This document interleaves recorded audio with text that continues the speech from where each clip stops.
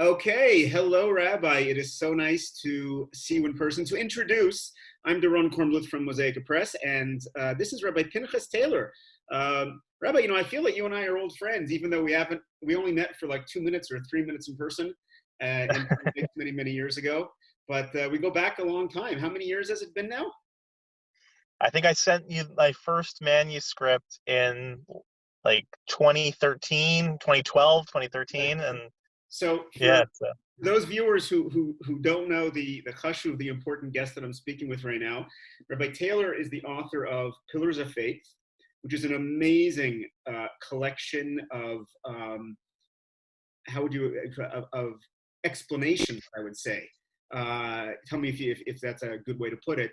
Of all different faith. I think exploration. Oh, better word, yeah. This, by the way, is has sold really well. People really like it. It's been reprinted several times. We even did a soft cover, as I remember. Right? That's Yes. I still have one copy I kept. The other ones all went, but I wanted to keep one copy. We always keep some in the just to be able to display. Otherwise, people don't believe we actually did these books, so we have to keep a few for themselves. And the newest thing that just came out, which I'm really excited about, and I want to tell you a personal story about, is this. Yes. So I want to tell you, my family is jaded. Why? Because thank God Mosaica has grown tremendously since we first started working together, and we're attracting a lot of really great authors like yourself. And we're now putting out about 20 or 25 books a year, which means that roughly every 2 weeks I come home and I get a free book. Right? That's the perk of owning half the company, right? I get a free book.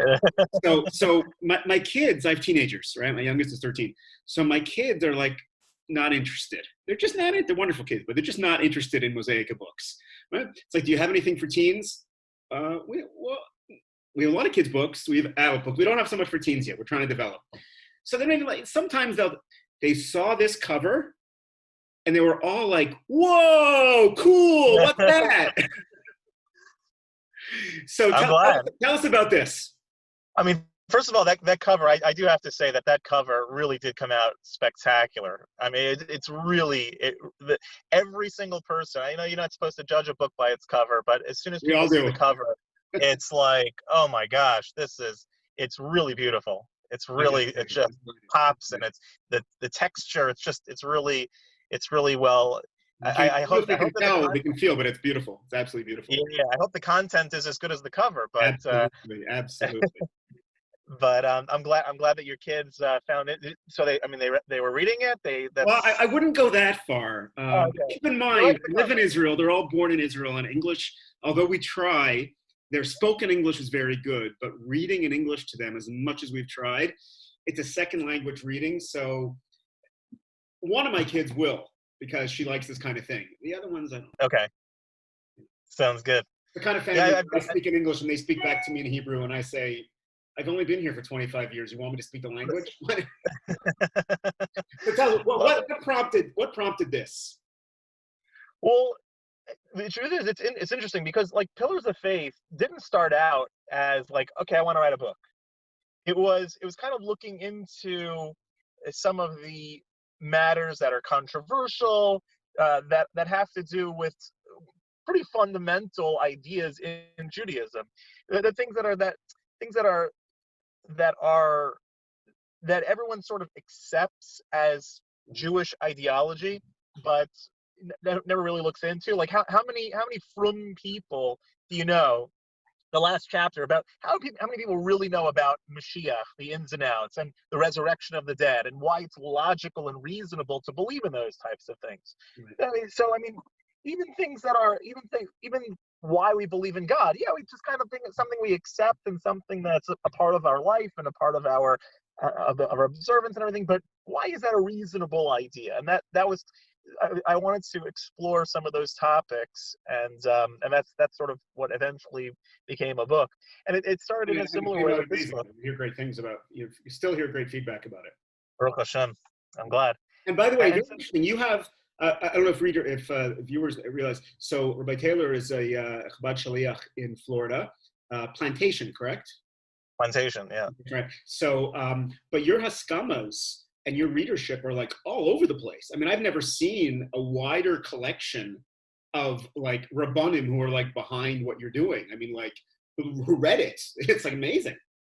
Well, I wanted to that's partially that a lot of that's for marketability reasons. I mean, I didn't want it to be like a Chabad book.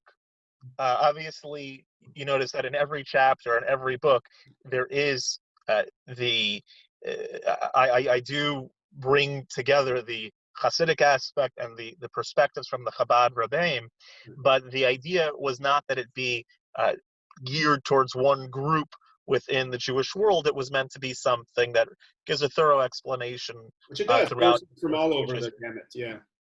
Yeah, Absolutely. and so I wanted the Haskamas to reflect that as well, Yeah. that this is something that sort of everyone can get behind and enjoy and gain from. And I think they definitely did. So listen, I know that people like sort of short interviews today, and we're all very busy. Maybe we'll be able to speak again in a few weeks or a month or two or something. But can you just like in 2 minutes Yeah, tell people about this? sure. So this book is everything that you've ever wanted to know about the paranormal, but either thought you had an idea. These aren't topics that people ordinarily, even in a yeshiva environment, are really privy to get an in-depth look. We have dreams, astrology, uh, the reincarnation, all sorts of divine Extraterrestrial inspiration, life, near-death experiences, extraterrestrial life. Yeah, exactly. mysticism. Even things like angels and demons. They're things that we hear about, that we loosely or passively study only when if it's mentioned in the Gemara that this malach came. I mean, that's the extent of our understanding and why these creatures are there and what these ideas are really about. There's no. I was telling people in our shul, there's no astrology class in any yeshiva, as far as I know, anyway. But so what people know about it is a very loose idea. Do we believe in it? Do we not believe in it? Kind of. There's some basis to it, but it's not something that we live by. There's these vagaries that are thrown around even in the religious world, and this was meant to be a thorough explanation of all of these types of topics that people are very curious about and want to understand and find interesting.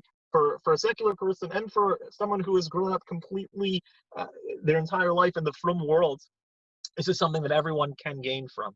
I used the style that I used in Pillars of Faith to explore it in as great a detail as possible, to look through all of the Jewish sources, to blend that with secular sources, and the So way let me ask you one question, because I think you did a masterful job.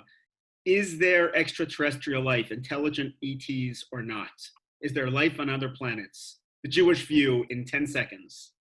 Okay, well, first of all, I always find it entertaining that anytime you see satellites on Earth that are looking for intelligent life, they're always looking away. They're always pointed away from the Earth.